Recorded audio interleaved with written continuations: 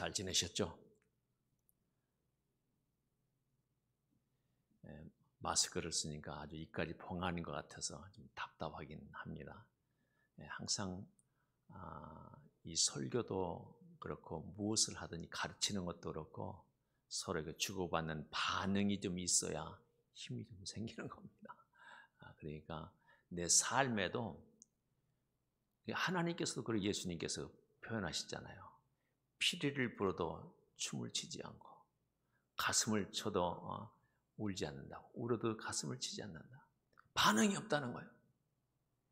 이 세상에 있는 사람들이 하나님의 그 기쁨의 말씀을 듣고도 반응이 없다는 거예요.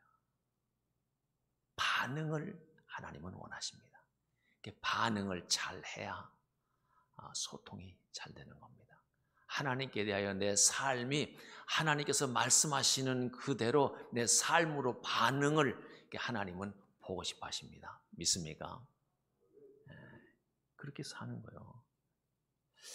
제가 이제 책을 보면서 이런 내용을 한번 소개하고 싶습니다. M. 스캇 팩이라는 분이 쓴 책인데 아직도 가야 할 길. 이분은 2005년도에 69세로 소천하셨지만은 하버드대를 나오셨고 정신과 의사예요. 근데 책을 써서 아직도 가야 할 길.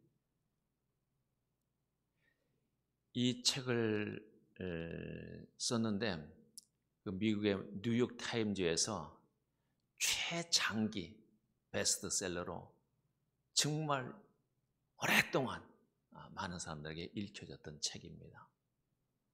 저는 또 이 책을 오래전에 사놓고도 읽지 못해가지고 요새 조금 이렇게 보고 있는 중인데 거기서 이런 내용이 있어요.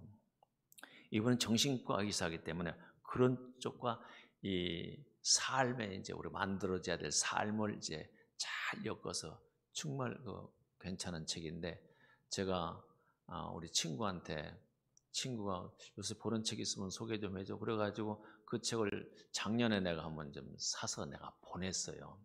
근데 책을 좀 읽어보니까 어떠냐고 했더니 아직도 못 읽어서 그러더라고요. 아무튼 그런 좋은 책입니다. 이분이 그 의사로서 그 정신과이기 때문에 정신질환, 정신 쪽에 이제 조금 문제가 있는 분들이 이제 찾아오잖아요. 그분들을 대상으로 해서 이제 나눠보니까 둘로 나눕니다. 신경증과 성격 장애로 나눕니다. 신경증과 성격 장애. 이거 어떻게 틀리는가 하면은 이 신경증도 책임감에 좀 문제가 있고 또 이 성격 장애도 책임감에 문제가 좀 있는 거예요. 어떻게 문제가 있는가 하면은 신경증은 모든 게 자기 책임이라고 돌리는 거예요. 자기한테 돌리는 거예요. 성격 장애를 가지신 분들은 모든 게 자기는 책임이 없고 잘못이 없고 다른 사람에게만 잘못이 다 있다는 거예요. 이렇게 다르더라고요. 제가 이 두 사람을 관리를 몇 년 동안 했잖아요. 지금도 하고 있지만서도 은실이와 은정이가 아주 달라요. 은실이는 신경증에 모든 게 자기 책임, 내가 미안해요, 잘못했어요 하면서 우울증에 걸려 이제 또 죽으려고도 하고, 또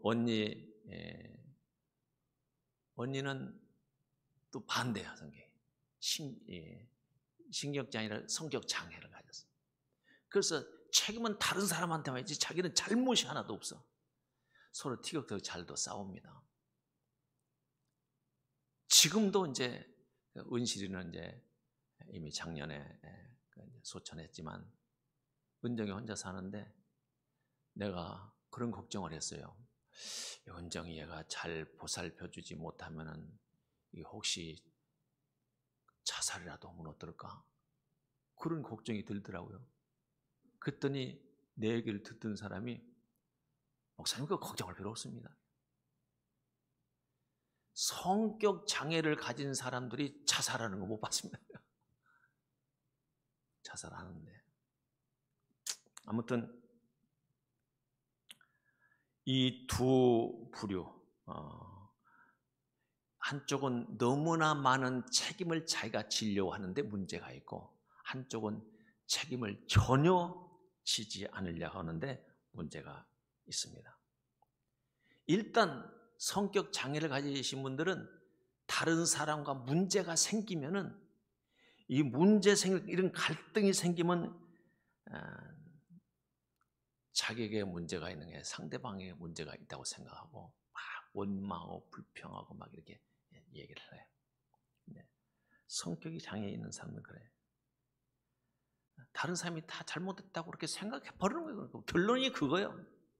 자기는 아무것도 잘못이 없어. 그래서 내가 은정이 보고 내가 그런 얘기해요. 야, 너는 천사다. 너는 아무 잘못도 안 나가 사니까 너는 천사다. 그랬더니 양심은 있는지 악마 천사예요 그러더라고. 동생이 하는 얘기거든. 은정이는 그런 말도 안 하고 악마 천사예요. 또 신경증을 가진 사람들은 문제가 다 자기에게만 있다고 생각해. 내가 잘못했다. 그래서 이렇게 성격 장애에서 말하는 패턴이 달라요. 이 책에 보니까 신경증인 사람들은 꼭 해야 했는데 또 마땅히 하는 게 좋은데 해서는 안 되는데 이런 표현을 많이 쓴다는 거예요. 또 성격 장애를 가진 사람들은 할 수 없어. 어쩔 수 없었어. 이렇게 해야만 해. 그렇게 할 수밖에 없었어. 나보고 어쩌라고. 이런 표현을 잘 쓴다는 거예요. 자기 자신에게는 선택권이 전혀 없는 사람같이 자기 행동은 전적으로 자기 능력 밖에 있는 저쪽 상대방에게 문제가 있어 거기에 대한 반응을 했을 뿐이지 자기에게는 책임이 없다는 거예요. 철저하게 다른 사람에 의해서 통제되고 있다고 그렇게 생각을 하면서 삽니다. 그래서 이분이 하는 얘기가 그런데 이분들 치료를 하잖아요. 이거 정신과 의사니까 치료를 하는데 신경증인 사람들은 성격 장애가 있는 사람보다 치료가 쉽다는 거예요. 신경적인 사람, 자기에게 책임이 있다고 하는 사람들은 치료가 좀 쉽대요. 그런데 이 성격 장애를 가지신 분들은 치료가 아주 불가능한 건 아니지만은 어렵다는 거예요. 잘 안 된다는 거예요. 치료가 안 된다는 거예요. 성격 장애가 정말 굉장히 좀 어려운 병이네요. 그런데 문제는 이분이 이제 그 책에서 얘기해요. 문제는 모든 사람들이 다 신경증과 성격 장애를 다 두 개를 다 가지고 있다는 거예요. 다. 책에 있는 그대로를 제가 한번 읽어줄게요. 제가 베껴왔습니다. 그 책에서. 그런데 누구든지 성실하게 치료를 받으면 치료의 혜택을 받을 수 있다. 그래야 하는 이유는 사는 동안 책임져야 할 것과 그럴 필요가 없는 것을 분간하는 것이 실존의 가장 큰 문제 중에 하나이기 때문이다. 하지만 그것은 절대 완전히 해결될 수 없는 문제다. 우리는 사는 동안 내내 끊임없이 새로운 사건들 속에서 우리가 무엇을 책임져야 하는지 계속해서 평가하고 또 재평가해야 한다. 하지만 우리가 제대로 양심적으로 이행한다면 이러한 평가와 재평가의 작업을 고통스럽지 않을 수 없다. 어떤 과정이든 제대로 이행하기 위해서는 지속적인 자기 분석을 감당할 의지와 능력이 있어야 한다.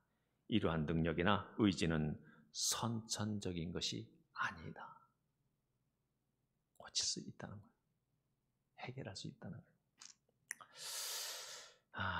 아무튼 우리는 내 속에도 이러한 게 있다는 거.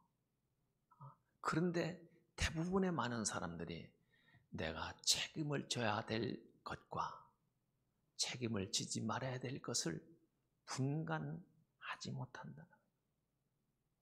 진짜 책임을 져야 될 것에 대해서 책임을 안 지고 책임질 필요가 없는 것에 책임을 진다고 간섭하고 막 이렇게 하고, 그래서 이제 문제가 생기는 거예요.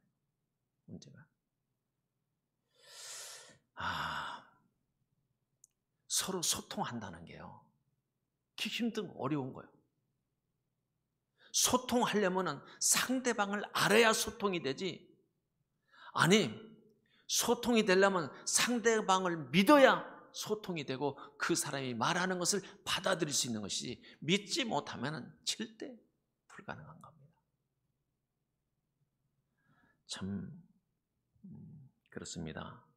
그래서 이 성격 장애적으로 치우쳐 있는 사람들은 고독해, 외로워, 주변에 사람이 없어. 다 다른 사람에게만 잘못했다고 하니까 누가 가깝게 하겠어요? 하나님께서는 하나님과 인간과 사이에 소통이 없어. 소통이. 진짜 소통을 하려면은 최선도 기본적으로 이런 것은 갖춰져야 된다고 오늘 말씀하시는 겁니다. 대부분의 많은 사람들이 하나님과 소통을 하려면 어떻게 하느냐? 재물 가지고 가서 제사만 드리면 되지.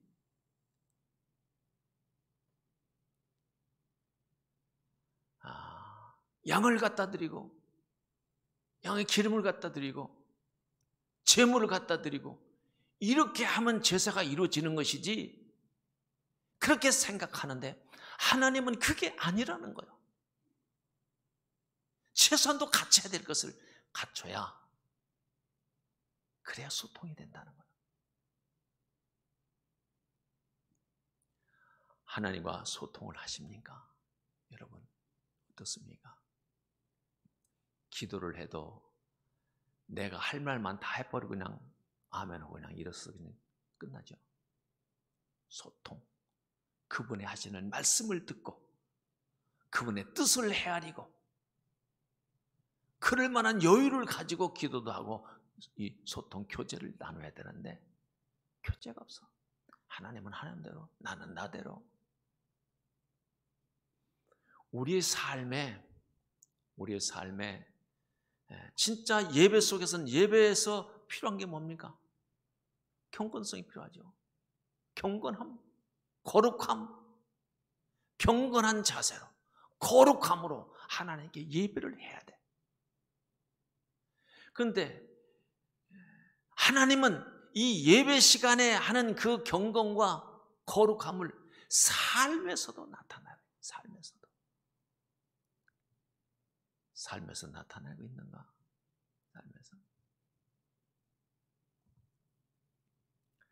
그래서 오죽했으면은 하나님께서 이런 말씀을 하셨는데요. 잠언 22장 4절에서 그런 말씀을 하셨습니다. 겸손과 여호와를 경외함의 보상은 재물과 영광과 생명이니라. 이렇게 말씀하십니다. 그러니까 하나님께서 내가 겸손함에 대해서, 내가 겸손한 것과 하나님을 경외를 했는데 하나님은 보상해 주시겠다는, 그거를 뭘로 보상해 주신다고요? 재물과 영광과 생명이니라. 할렐루야. 이게 하나님께서 얼마나 답답했으면 그렇게 말씀하시, 보상해 주겠다고. 잘 안 하니까.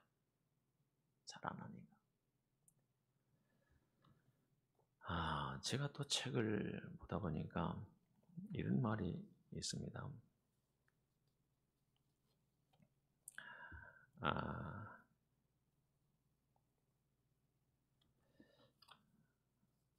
간디가 이런 말을 했어요.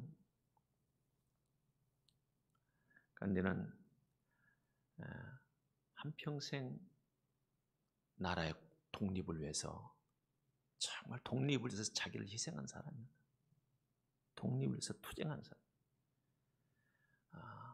그가 이제 글을 쓰는 중에, 그가 쓴 글 중에 이런 내용이 있다고 그래요. 이런 내용이: 내가 한 번 거짓말을 해서 나라가 독립된다 해도 나는 그럴 수 없노라. 거짓말로 세워진 나라는 망할 테니까. 거짓된 것으로 세워지는 그것은 다 망한다는 거예요. 내 신앙도 진짜를 통해서 세워져야지, 거짓된 것으로 내 신앙, 내 그 바탕 위에 내 삶이 만들어지면 그건 다 헛되다는 거예요. 망한다는 거예요. 참 이러한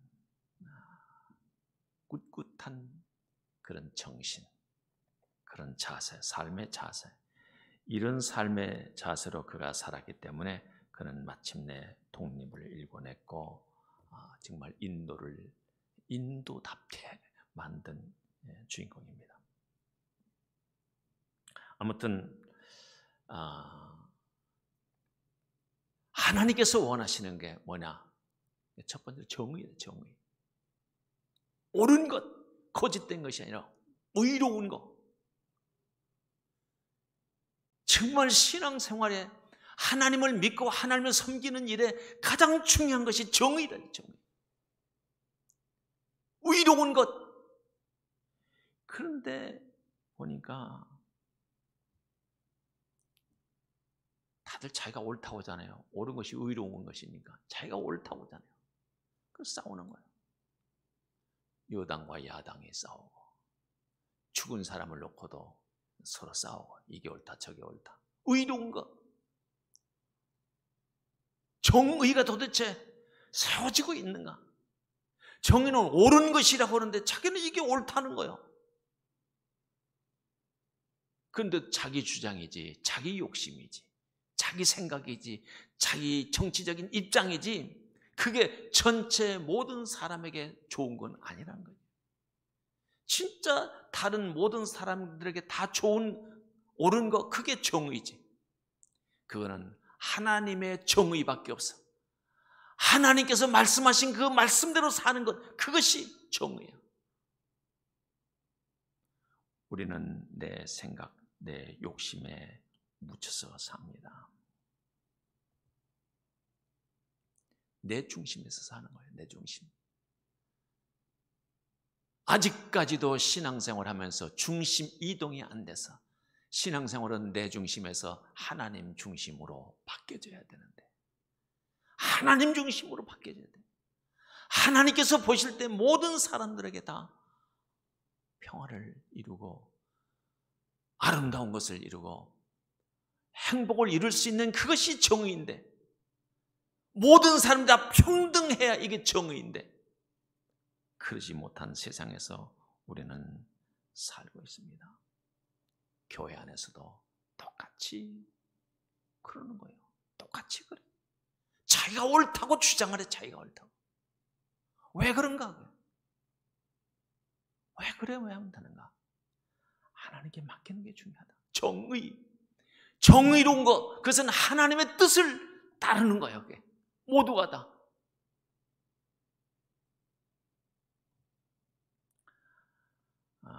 하나님을 이해하려고 하지 않아요. 많은 사람들이 그냥 오늘 본문의 말씀처럼 내가 무엇을 가지고 여호와 앞에 나가며 높으신 하나님께 경배할까? 하나님과 교제를 나눌까? 내가 번제물로 1년 된 송아지를 가지고 그 앞에 나갈까? 여호와를 천천의 순양이나 만만의 강물 같은 기름을 기뻐하실까? 내 허물을 위하여 내 맏아들을 내 영혼의 죄로 말미암아 내 몸의 열매를 드릴까? 이거야. 하나님의 뜻과 아니야. 상반된 거야. 다른 거야. 그게 나쁜 것은 아니야. 그게 하나님께 드리는 거, 하나님 교제를 나누려고 이렇게 노력하는 것이 그게 죄는 아니라, 게 나쁜 것은 아니라. 그러나 하나님이 기뻐하시는 것은 그게 아니라는 거예요. 정의를 행하며. 정의. 하나님 앞에 나가서 하나님과 대화를 나누려면 그건 의로워야죠. 의로운 게 있어야죠. 그건 믿음이지. 믿음이 바탕이 돼야지. 신뢰가 바탕이 돼야 되잖아. 신뢰가. 자기만 고집해가지고 자기 의견만 내세워가지고 평화를 만들 수는 없습니다. 절대로 안 되는 거예요.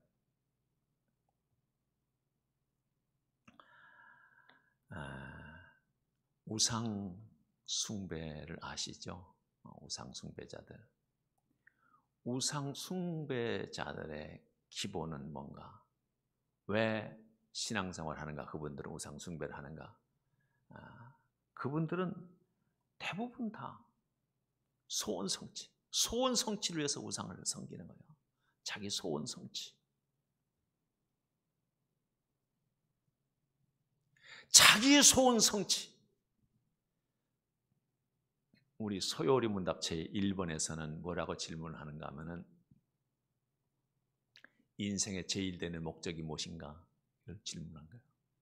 인생의 제일 되는 목적, 여러분들의 목적은 뭡니까? 이걸 알아야 되잖아요.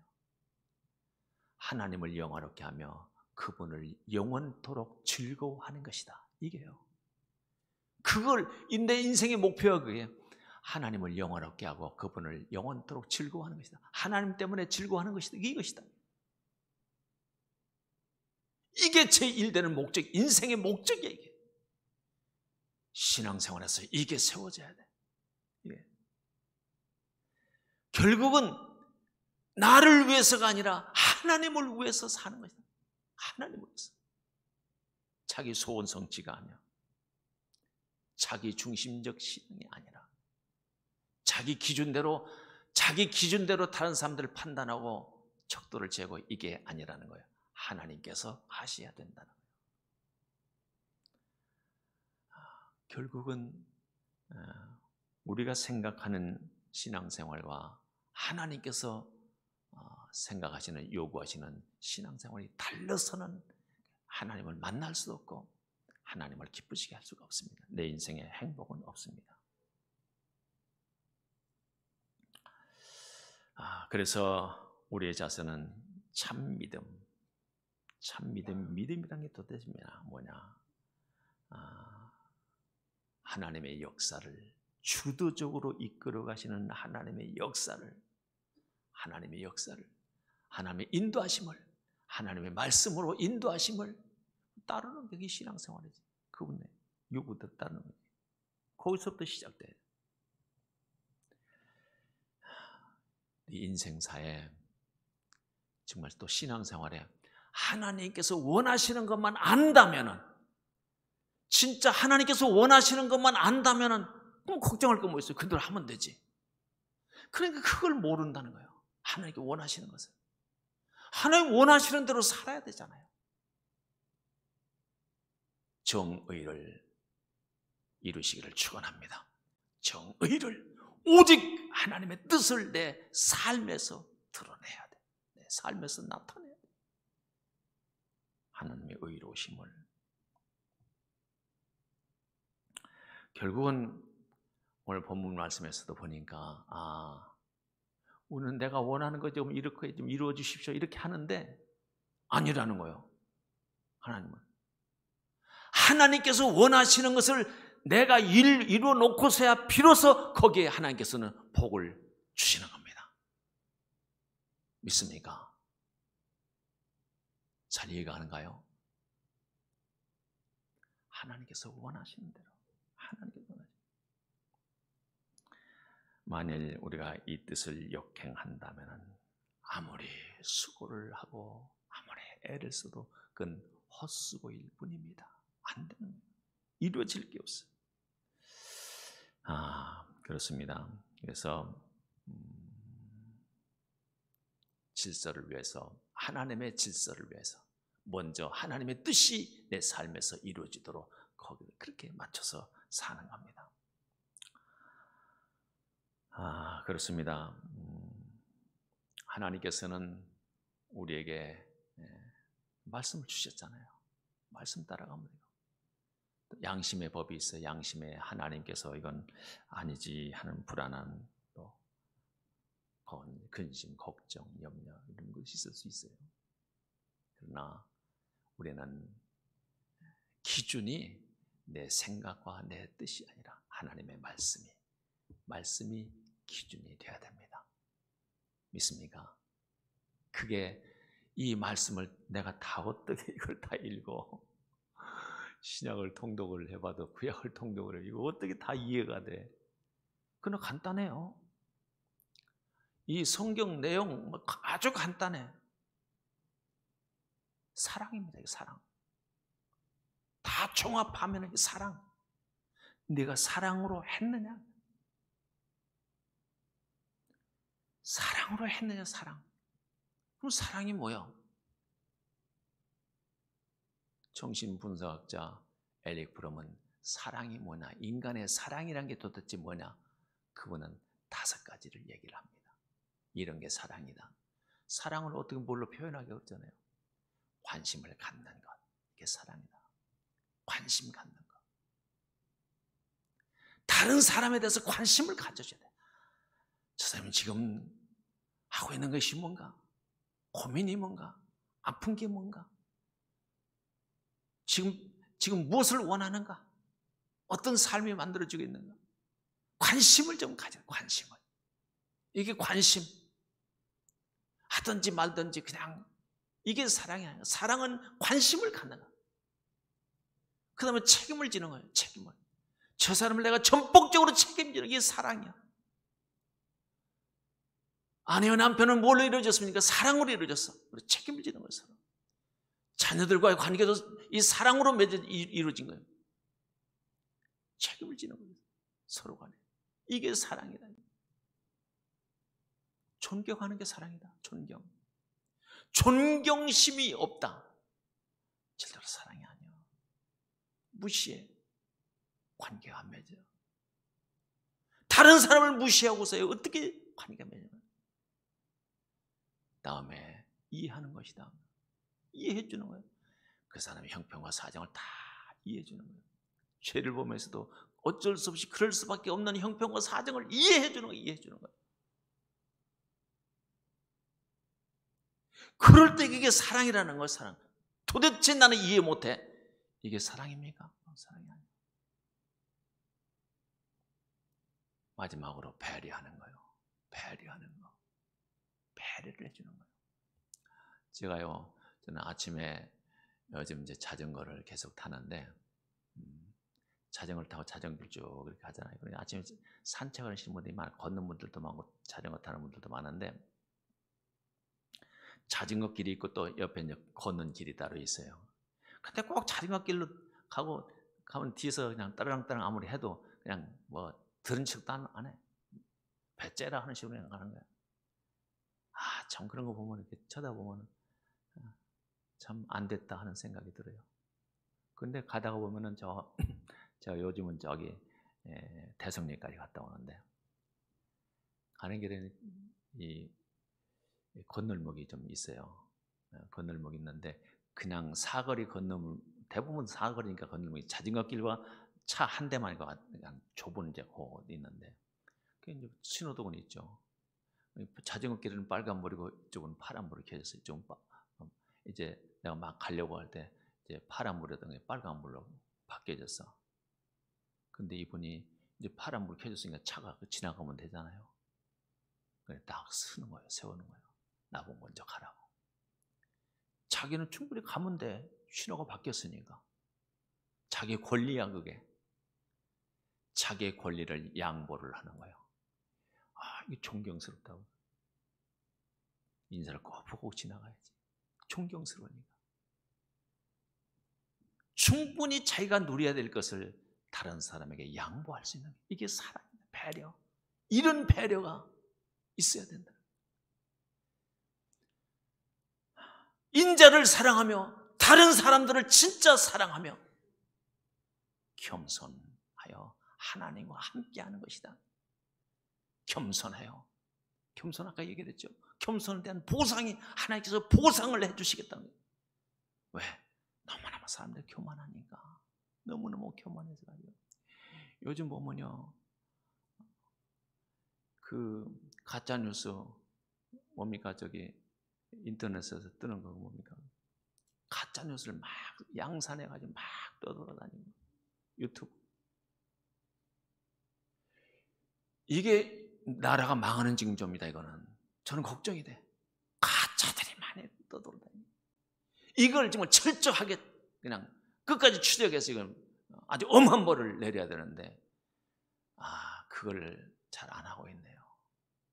표현의 자유, 이게 표현의 자유가 됩니까? 이게 거짓말을 해도 나라가 망하는데 절대로 하나님의 사랑이 아니야 그런 거는. 그리고 요즘 법을 또 하나 만든다고 수년 동안 머물렀던 법이 서로 평등법이라나 무슨 법이나